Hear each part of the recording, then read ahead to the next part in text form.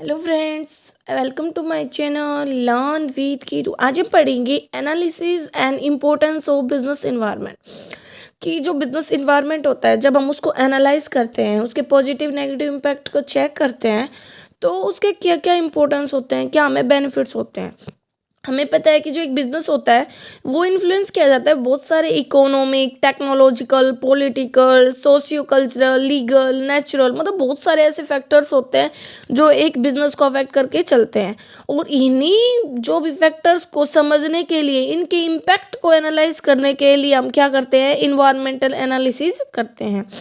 जो फर्म होती है, जो सिस्टमेटिकली मतलब एक सिस्टम में एनालाइज करती है, डायग्नोज करती है, मतलब पता करती है इन्वायरमेंट के बारे में, वो बहुत ज़्यादा इफेक्टिव रहती है उन फर्म से जो एनालाइज नहीं करती इन्वायरमेंट को। क्योंकि एनालाइज करेगी तो उसे पता चल जाएगा क्या क्या उसके सामने अपॉर्चुनिटीज़ हैं, क्या क्या थ्रेट्स हो सकते हैं, उसके पास क्या क्या उसकी वीकनेसेस हैं। ठीक है, तो यही है कि जो ये एक प्रोसेस है जिसमें जो ऑर्गेनाइजेशन है वो मॉनिटर करती है, चेक करती है इन्वायरमेंट को, उसके ऊपर नज़र रखती है और अपॉर्चुनिटी और थ्रेड्स को आइडेंटिफाई करती है क्या क्या तो अपॉर्चुनिटीज है, ताकि उनका फ़ायदा ले सके। एंड ये भी पता करती है कि क्या क्या ना उसके सामने थ्रेट्स है, मतलब जो उसको अफेक्ट करके चलेंगे, ताकि टाइमली डिसीजन ले पाए। ठीक है, नेक्स्ट इन्वायरमेंटल एनालिसिस है, वो हेल्प करता है आइडेंटिफाई करने में अपॉर्चुनिटीज़ को एंड प्लान करने में, मतलब अपॉर्चुनिटीज़ का फ़ायदा लेने में, अप्रोप्रिएट एक्शंस लेने में। ये हेल्प करता है डेवलप करने में एक अर्ली वार्निंग सिस्टम, ताकि जो भी भाई पहले ही बता देता है हमारे सामने ये खतरा आने वाला है, तो हम उसी के अकॉर्डिंग क्या ले पाते हैं, स्ट्रेटेजीज बना पाते हैं, एक्शंस ले पाते हैं और थ्रेड्स को हम एडवांटेजेस में बदल पाते हैं। तो इन्वायरमेंटल एनालिसिस एक स्टडी है अलग अलग कंपोनेंट्स की बिजनेस इन्वायरमेंट के, जो अफेक्ट करते हैं बिजनेस को। ठीक है, like economic factor, political, technological, ये सब आ जाते हैं इसमें। तो जब हम इन्वायरमेंट को अच्छे से एनालाइज कर लेते हैं, इन्हीं अपॉर्चुनिटीज़ के बारे में हमें पता चल जाता है, दो भी थ्रेड्स है हमारे सामने उनके बारे में पता चल जाता है, हमारे स्ट्रेंथ और वीकनेस के बारे में पता चल जाता है, किस चीज़ की हमारे पास स्ट्रेंथ और क्या क्या हमारे अंदर अभी भी कमी है, उनको हम दूर कर पाते हैं और उनको भी स्ट्रेंथ में कन्वर्ट कर पाते हैं। ठीक है, तो यहाँ पे ये बताया इन्वायरमेंटल एनालिसिस आज के टाइम में इंपॉर्टेंट स्टेप है कॉर्पोरेट प्लानिंग की तरफ एंड बिजनेस पॉलिसीज की तरफ। इसीलिए जितने भी कॉर्पोरेट मतलब कंपनी के मैनेजर वगैरह होते हैं, वो एनालाइज करते हैं स्ट्रेंथ को, वीकनेसेस को, अपॉर्चुनिटी एंड थ्रेट्स को, और तभी ऑर्गेनाइजेशन उनकी एग्जिस्ट कर पाती है आज के चेंजिंग इन्वायरमेंट में। क्योंकि हमें पता है कि इन्वायरमेंट क्या है, डायनामिक है, चेंजेबल है। ठीक है, कभी भी कुछ हो सकता है। तो क्या ऑब्जेक्टिव हम इन्वायरमेंटल एनालिसिस करते क्यों हैं, तो पहला तो यही है कि अंडरस्टैंड करना करंट एंड प्रोबेबल चेंज, भाई एट प्रेजेंट क्या क्या चेंजेस आ रहे हैं, प्रोबेबल मतलब संभावित फ्यूचर में कौन से चेंजेस आ सकते हैं। तो ये इम्पोर्टेंट है कि है ना, हर कोई अवेयर है एग्जिस्टिंग इन्वायरमेंट के बारे में, और जो जो अलग अलग फैक्टर में जो भी बदलाव आ रहे हैं इन्वायरमेंट के, उनके बारे में, लाइक इकोनॉमिक, टेक्नोलॉजिकल, पॉलिटिकल। ठीक है, तो क्यों उनके बारे में पता होगा तो उसी के अकॉर्डिंग कोई भी बिजनेस एक्शंस ले सकता है। ठीक है, नेक्स्ट दे रखा है to provide input for decision making, मतलब इनपुट यहाँ पे इन्फॉर्मेशन है, वो इन्फॉर्मेशन मिल जाती है तो क्या होता है, कोई भी बिजनेस है उसके अकॉर्डिंग डिसीजन ले पाता है, एक्शन ले पाता है। तो डिसीजन मेकिंग का मतलब है सिलेक्ट करना एक अल्टरनेटिव, बहुत सारे अवेलेबल अल्टरनेटिव में से।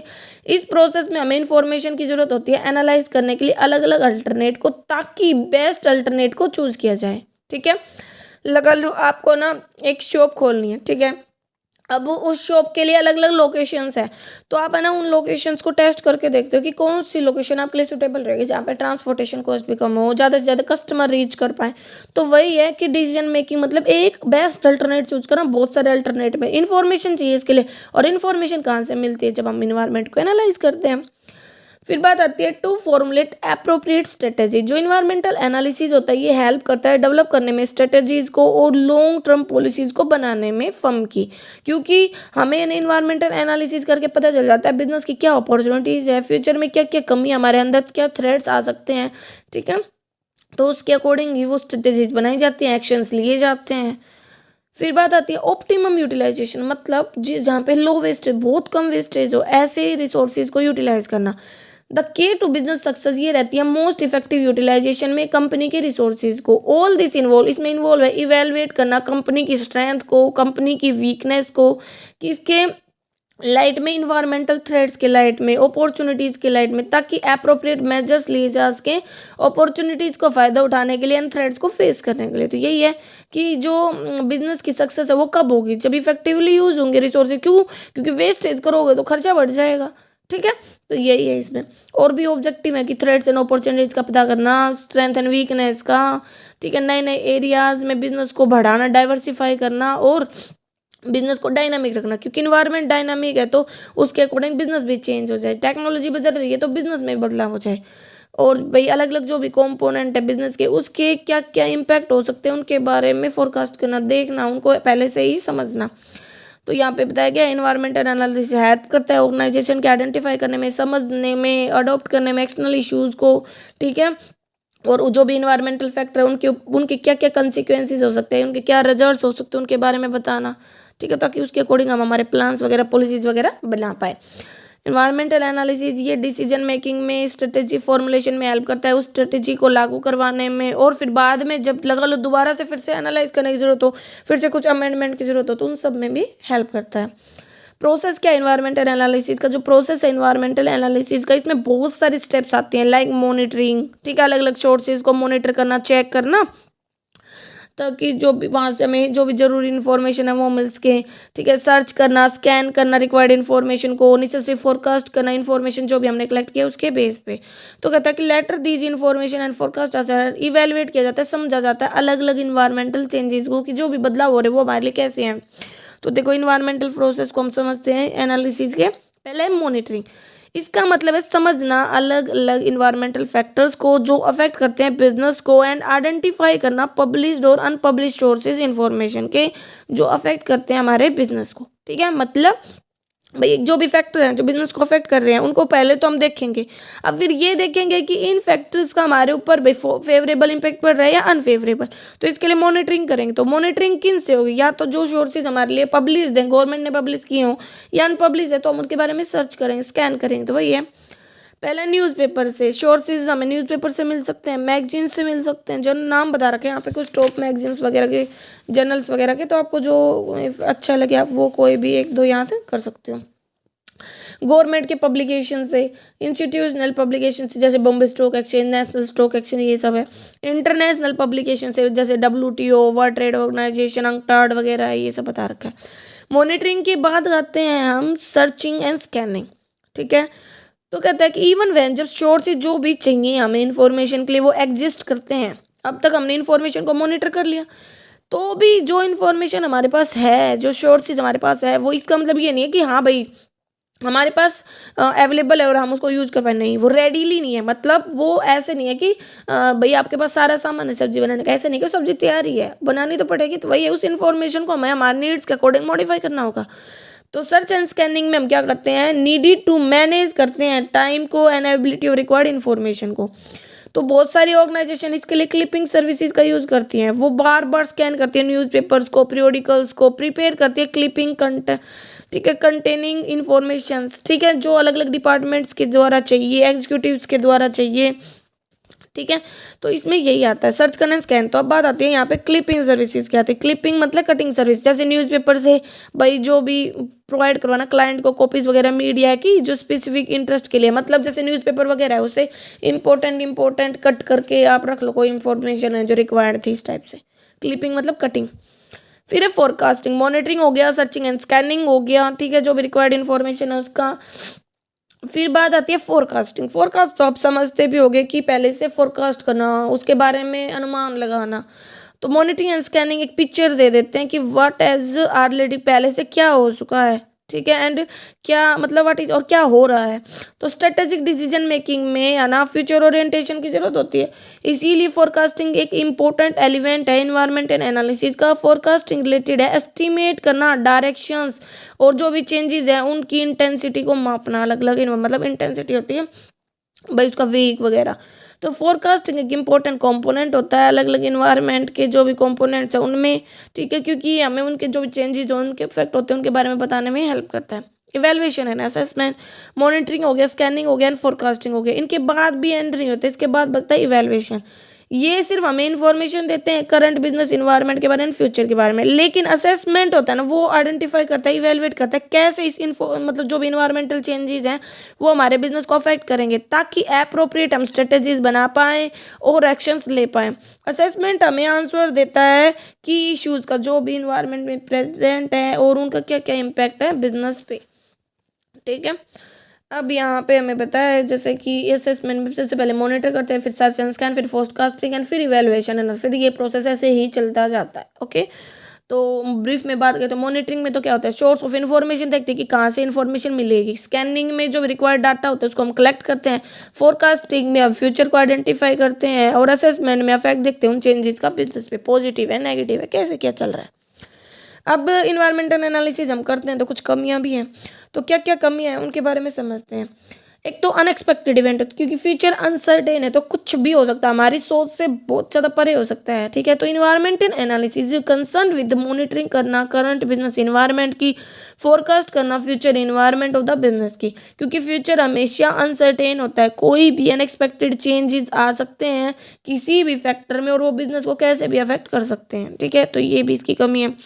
दूसरा, इन्वायरमेंटल एनालिसिस इन नोट, ये सिर्फ एक फैक्टर नहीं है, स्ट्रेटेजी बनाने के लिए बहुत सारे और भी चेंजेस होते हैं। तो स्ट्रेटेजी फॉर्मुलेशन बेस होता है बहुत सारे इनपुट पे, इन्वायरमेंटल एनालिसिस तो एक इनपुट है।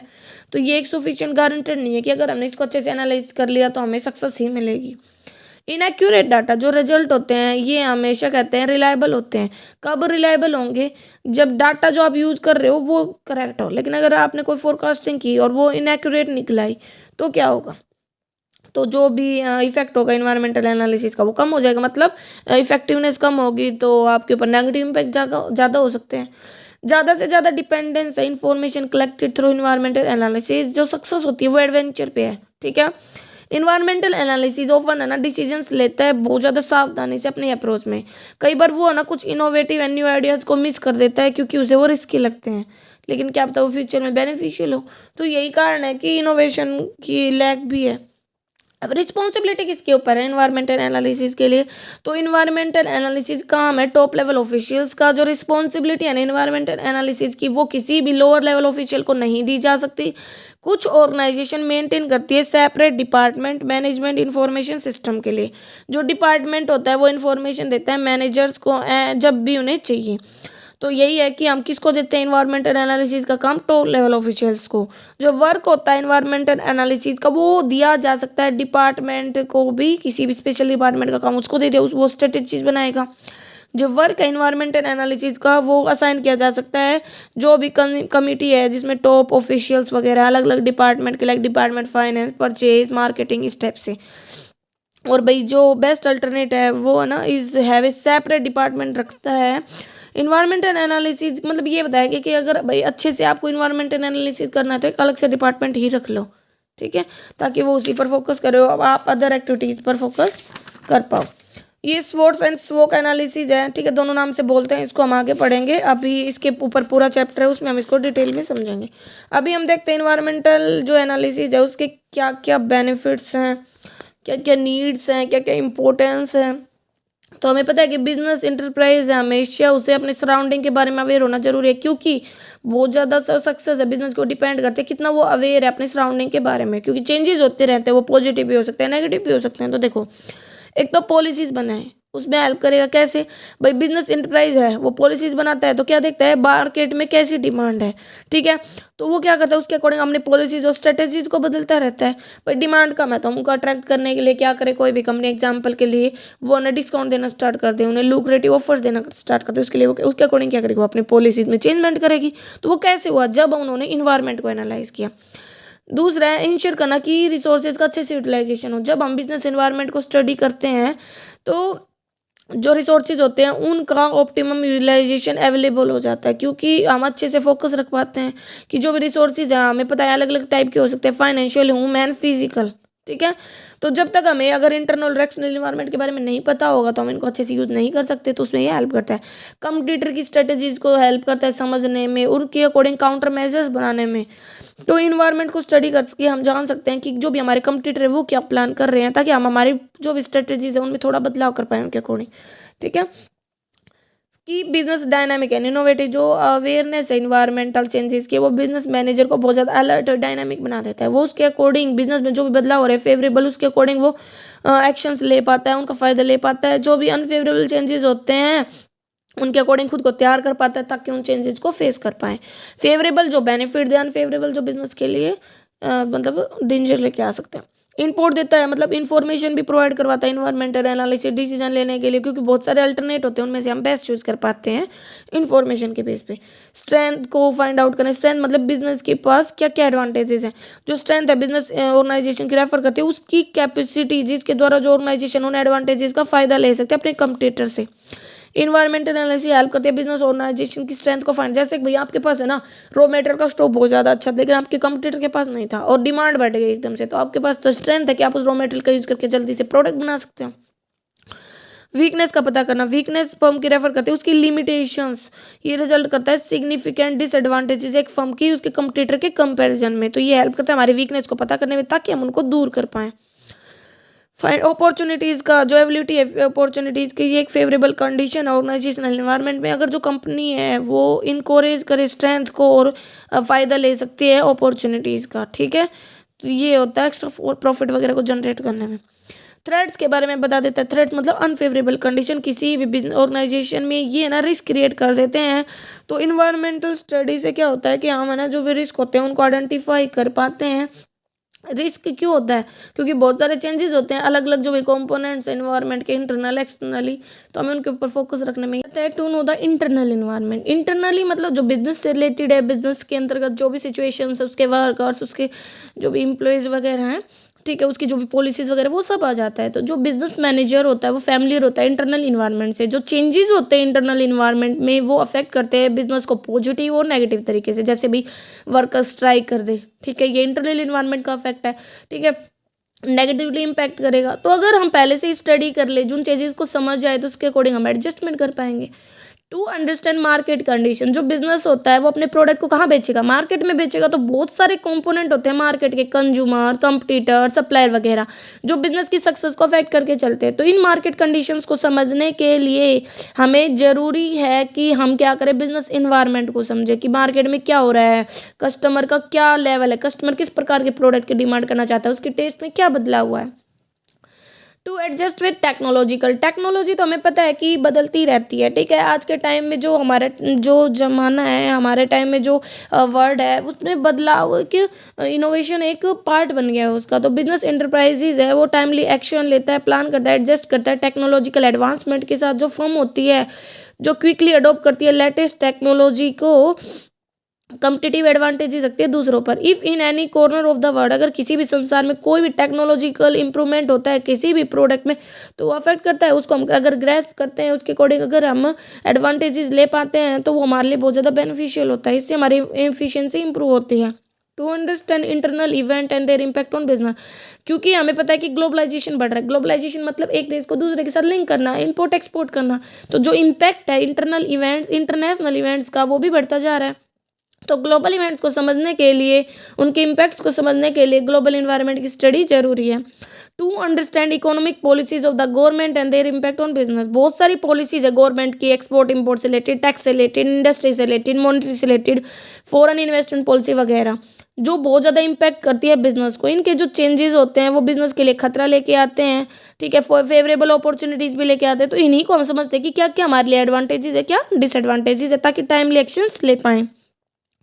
पॉलिटिकल सिचुएशंस को समझना, उनके इफेक्ट को समझना। पॉलिटिकल्स मतलब देखो, एक देश की सरकार है वो ना इंपोर्ट एक्सपोर्ट को प्रमोट करते हैं, एक है ना नहीं करती। तो ये भी देखना कि दूसरा देश है, वहाँ की सरकार की क्या स्ट्रेटेजी है, वो किस प्रकार की चीज़ों को अफेक्ट करती है। तो वही है, पॉलिटिकल सिचुएशन है ना, एक स्टेट में, एक कंट्री में, वो अफेक्ट करती है। रूलिंग पार्टी की क्या आइडियोलॉजी है, क्या स्टेब मतलब पॉलिटिकल स्टेबिलिटी, मतलब एक ही सरकार कितने लंबे समय तक रहती है।